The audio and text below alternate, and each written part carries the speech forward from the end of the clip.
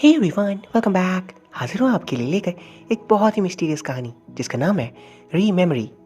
ये कहानी है यंग नाम की लड़की की जो दूसरों से बात नहीं कर पाती थी और इसीलिए उसके ज़्यादा दोस्त नहीं थे। वो अकेली रहती थी एंड एक आर्ट गैलरी में वो काम किया करती थी।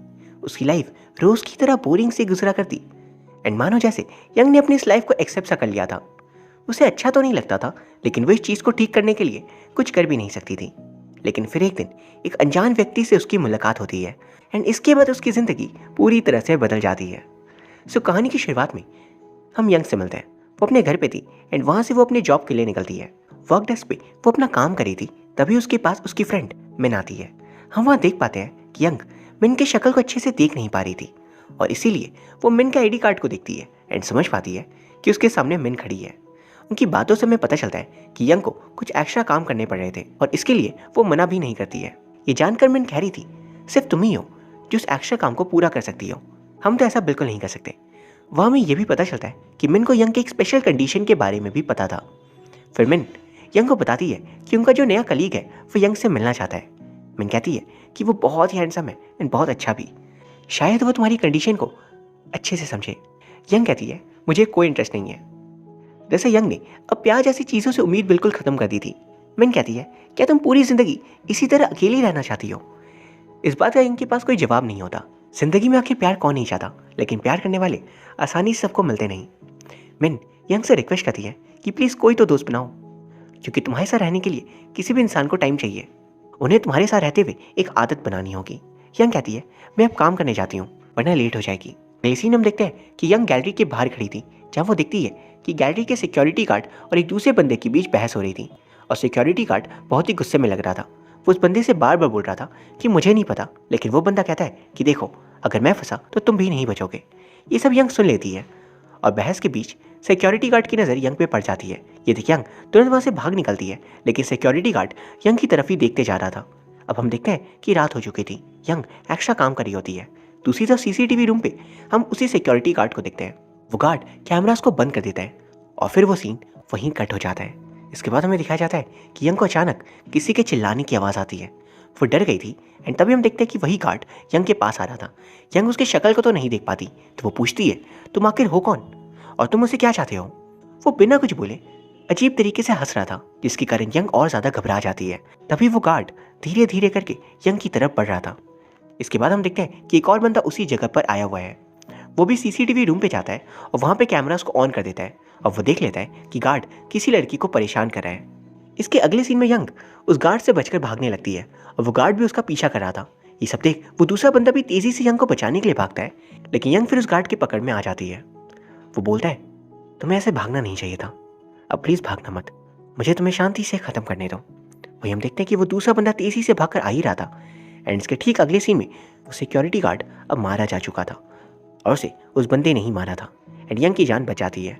यंग ये देख तुरंत वहाँ से भागती है एंड वो उस बंदे की तरफ देखती है, पर वो उसकी शक्ल को समझ नहीं पाती और वो इंसान यंग को सेफली जाने देता है। अगले सीन में पुलिस स्टेशन में ऑफिसर किम और ऑफिसर चोई से मिलवाया जाता है। किम चोई से बोल रहे थे कि एक कॉम्प्लिकेटेड केस उनके हाथों पे आया है। ऑफिसर किम ने ऑलरेडी क्राइम साइट पर जाकर सब कुछ अच्छे से देख लिया था एंड इसकी तहकीकात कर ली थी और वो चोई को बता रहे थे कि एक आदमी को मार दिया गया है। ये शायद लगभग कल रात 10 से 12 के बीच हुआ था। सीसीटीवी कैमरा पे कुछ रिकॉर्डिंग नहीं मिली, मतलब कि कल रात उस बंदे ने सीसीटीवी कैमरा को दोबारा बंद कर दिया होगा।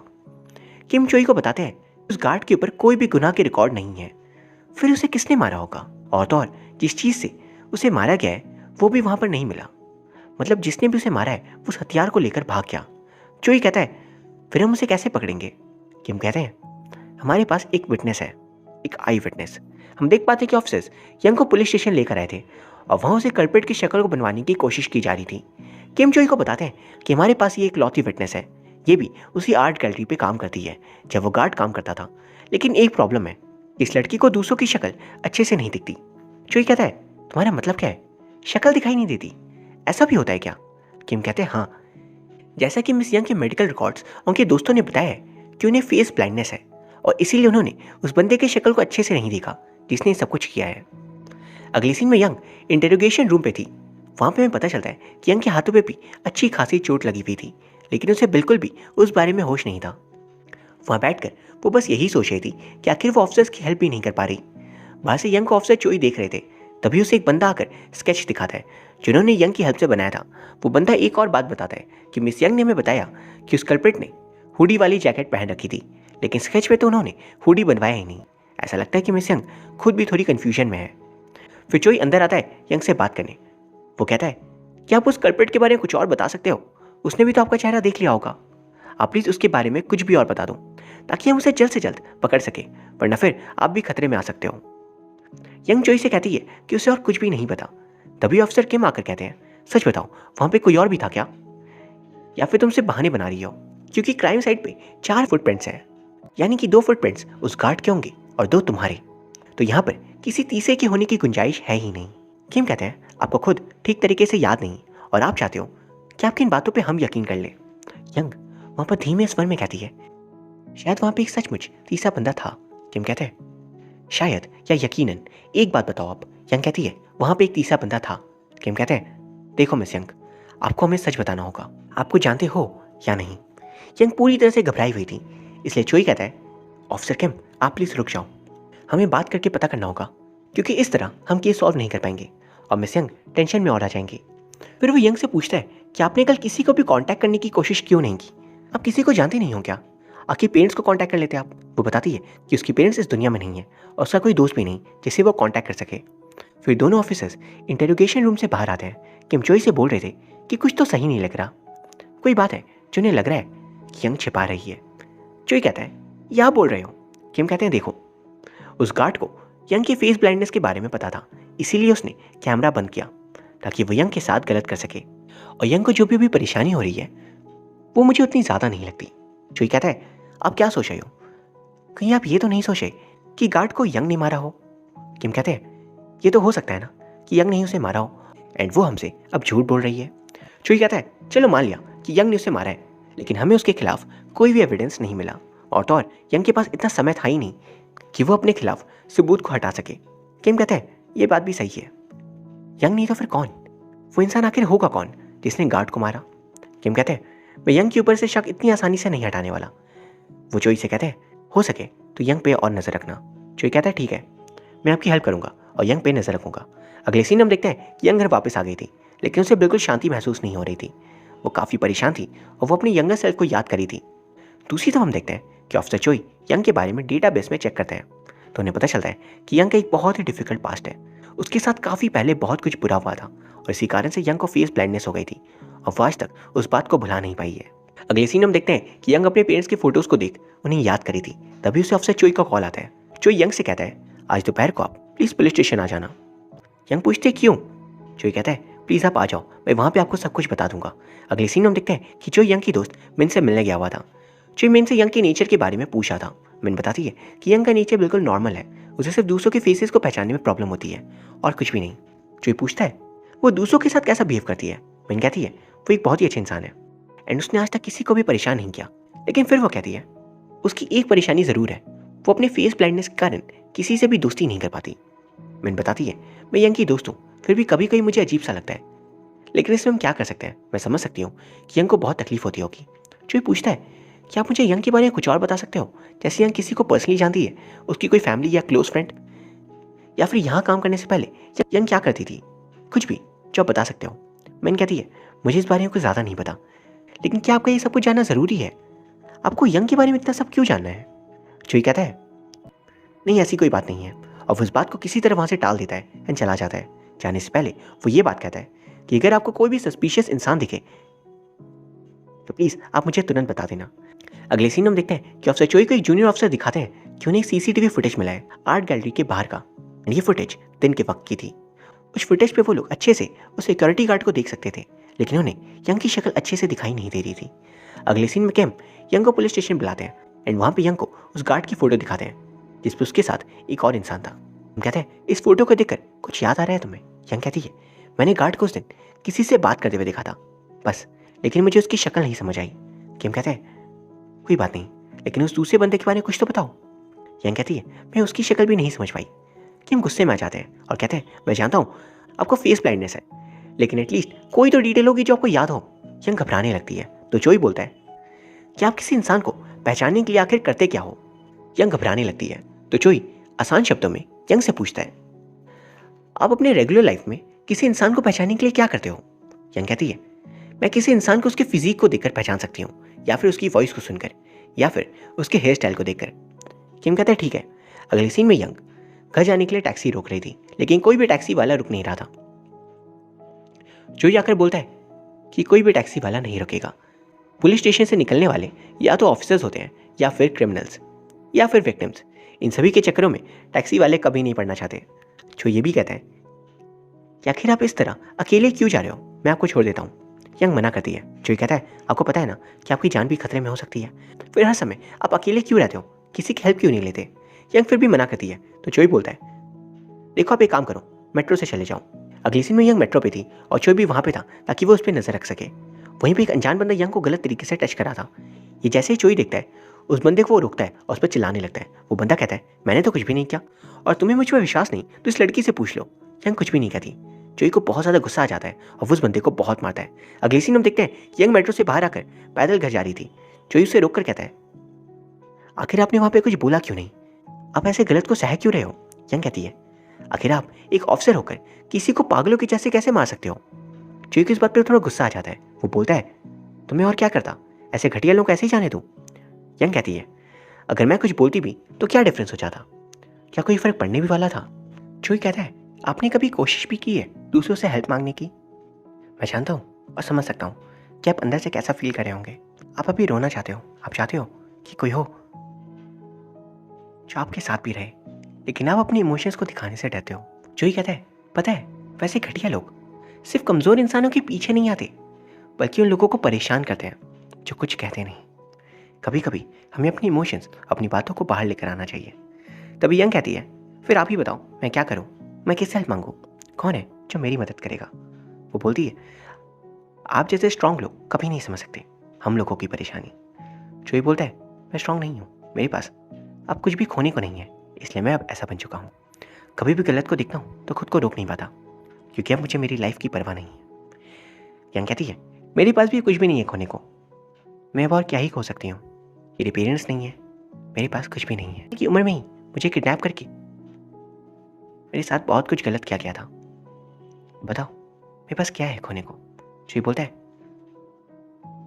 आपके पास आप हो, आपके अंदर की इंसानियत बहुत बची हुई है, इसलिए आप इतने अच्छे हो, आपको ये समझना होगा। फिर अगले सीन हम देखते हैं कि ऑफिसर किम एक अम्यूजमेंट पार्क पे गए हुए थे। वहाँ की एक वर्कर से वो मिलने गए थे। उस वर्कर का नाम था जंग।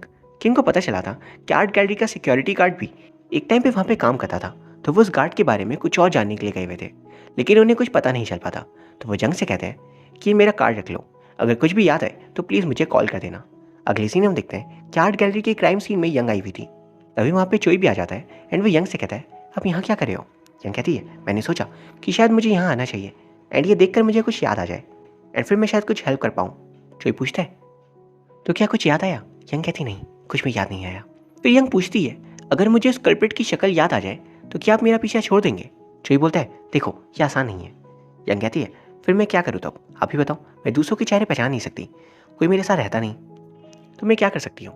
चोई के पास कोई जवाब नहीं था। अगले सीन में किम चोई को बताते हैं कि वो अम्यूजमेंट पार्क गए थे, लेकिन उन्हें कुछ खास पता नहीं चला। फिर किम चोई से पूछता है मिस यंग से कुछ पता चला। वो बताता है कि उसे कुछ भी खास पता नहीं चला। तभी वहाँ पे एक और ऑफिसर आकर बताती है कि उन्हें गार्ड के ऑटोप्सी रिपोर्ट पे ये पता चला है कि उसकी मौत नाइफ से नहीं हुई थी, बल्कि एक सीजर से हुई थी। ये सुनकर वह हैरान हो जाते हैं कि सीजर्स इतने शार्प होते भी हैं। शाम को हम देखते हैं कि अम्यूजमेंट पार्क का वर्कर जंग आर्ट गैलरी आया हुआ था। वो वहाँ पे एक पेपर उठा लेता है जिसमें मिस यंग का एड्रेस लिखा था।